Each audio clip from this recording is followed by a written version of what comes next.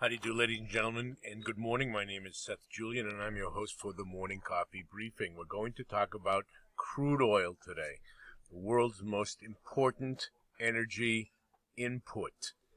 Now, this today is a bit of background so we can prepare ourselves for what we think is coming here at the shop. What we think here at the shop, rather, is coming. Green line, of course, is Brent. The candlesticks are WTI. It's a 14-day chart, and that is to say each bar represents 2 weeks of trading, and that is for the purpose of including in the data set the all-time high for both assets, which is 146.27, 144 approximately for both of them, and that goes back to July of 2008.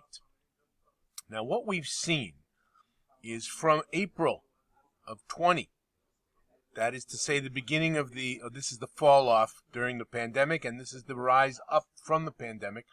We've pretty much reached the mean price here. This, by the way, is the mean price for the data set, 46, but that's because it goes so low here it gets thrown off. This is called the point of control, by the way, in market profile studies. In this data set, that's the mean price based on volume in this chart. But what I want to point out to you is here. Now, there are many analysts who are projecting that price will penetrate this price at 146 and go to 150 to 200. We don't have a crystal ball and we never predict targets, but we do try and predict direction. And we feel that the directionality is very likely to continue up.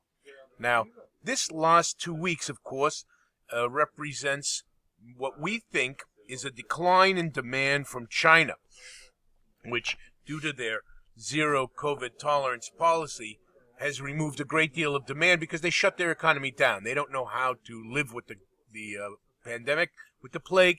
They simply react by closing everything down as if it doesn't exist. Not surprising for the Chinese Communist Party.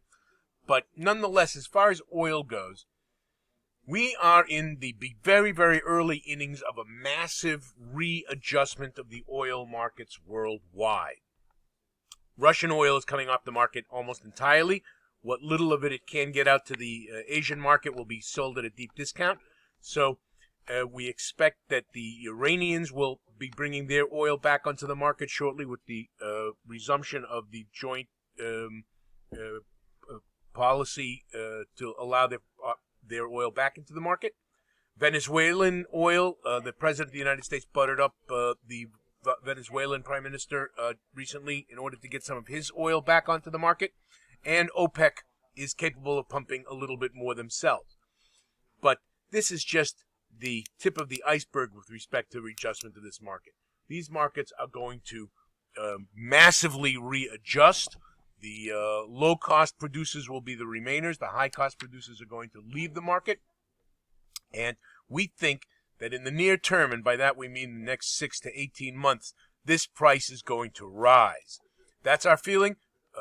That's what is that we base that on our research into the markets. And with that, ladies and gentlemen, we're going to wish you all the ability to trade with confidence. Bye-bye for now.